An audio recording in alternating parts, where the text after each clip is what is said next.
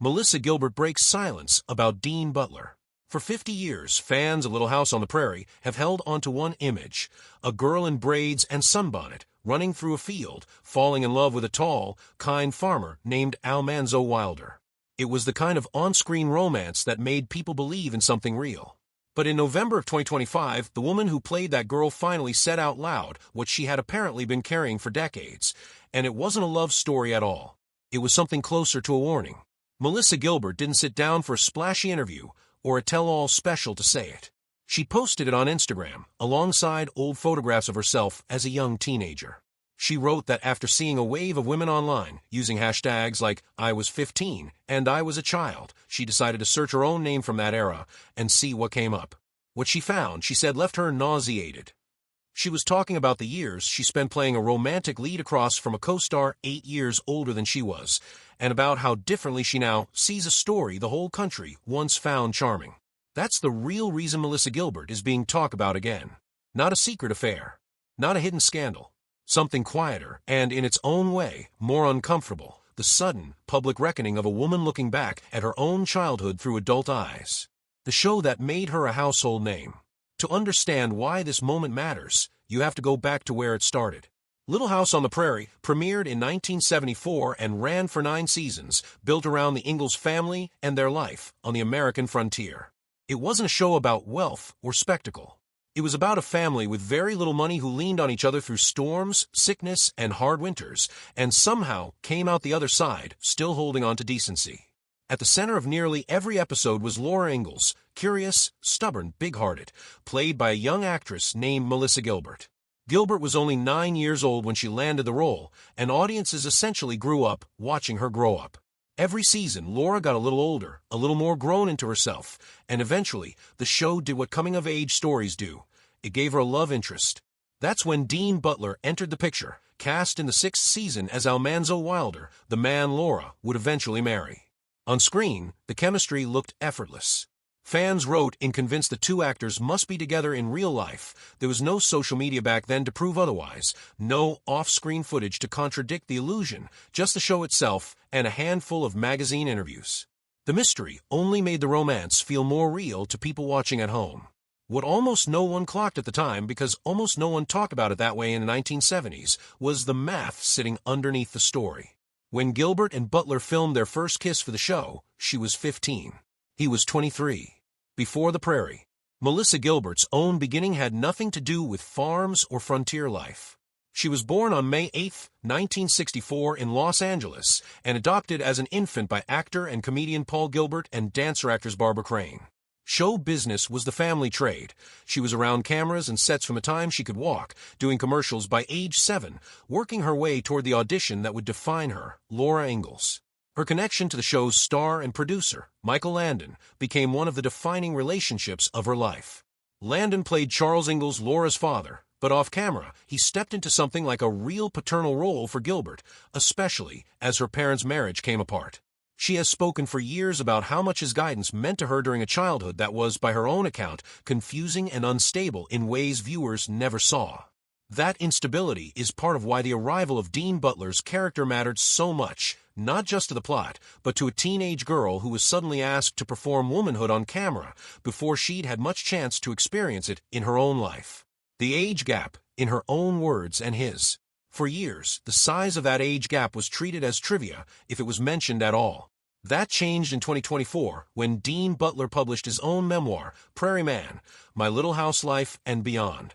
In it, he wrote candidly about being cast at 23 opposite a co-star who was still a young teenager, and about how uneven that pairing looks by today's standards, whatever it looked like in 1978. He recounted an episode on set where Gilbert's mother became visibly upset watching a romantic scene between them, upset enough that Michael Landon called cut and stopped filming, something Butler said essentially never happened on that set. He described her reaction as a kind of protective grief, a mother watching her teenage daughter kiss a grown man for a television audience.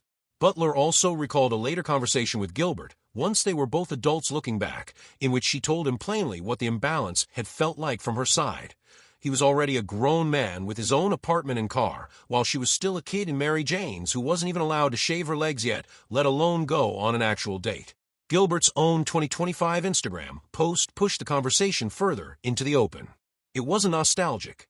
She described feeling sick looking back at photographs of herself at that age, paired publicly and romantically with a man nearly a decade older, and framed it as part of a broader reckoning many women her age were having about what was considered normal in entertainment decades ago.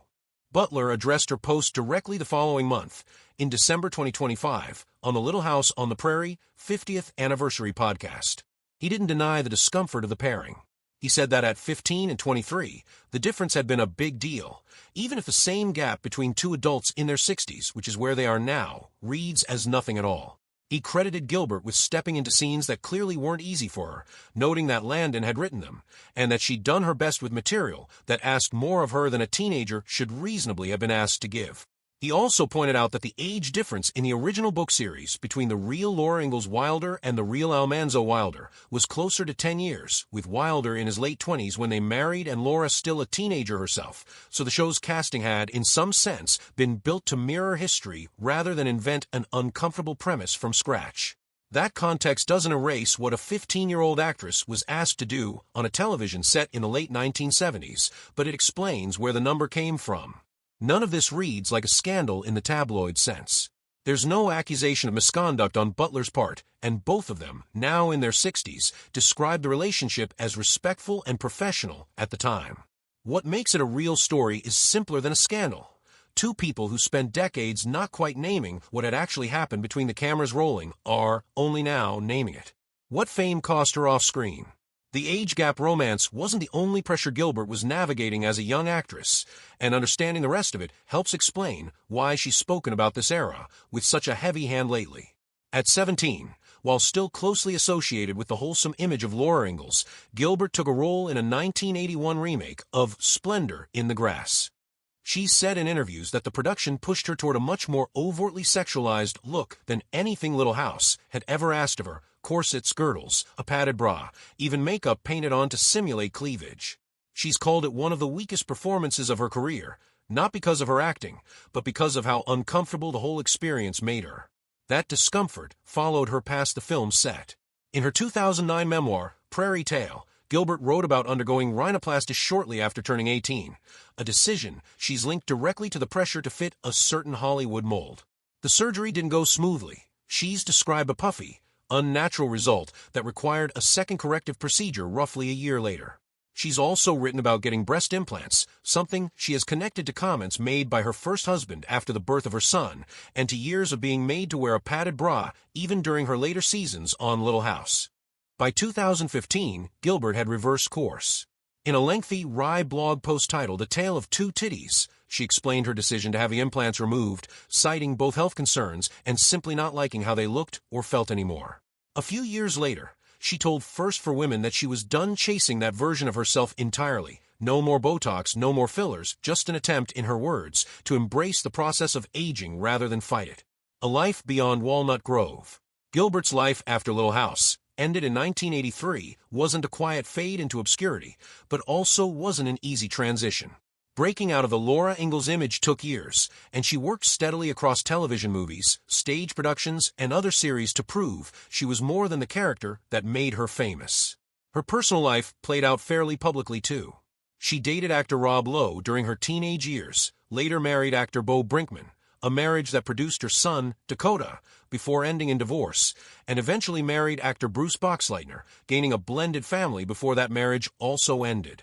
She's written openly about struggling with alcohol and self-doubt during different periods of her adult life, describing moments where she felt disconnected from who she actually was underneath the public image that had followed her since childhood. Why this is coming out now?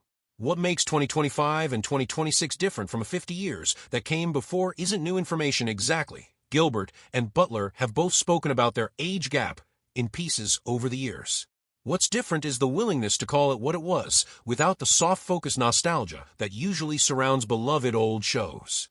A wave of women in entertainment publicly revisiting how young they were when they were first sexualized on screen gave Gilbert an opening, and she took it, tying her own experience to a much larger conversation rather than keeping it a private, half-mentioned footnote in a memoir. Dean Butler, for his part, hasn't tried to defend the arrangement so much as contextualize it, acknowledging the discomfort while pointing to the historical basis for the casting, and giving Gilbert credit for handling scenes that were clearly harder for her than they were for him. Neither of them is rewriting the show's legacy. If anything, they're finally attaching honest language to a story that fans spent decades romanticizing without ever really asking the harder questions. There was never a secret affair to uncover between Melissa Gilbert and Dean Butler, no hidden romance waiting 50 years to come to light.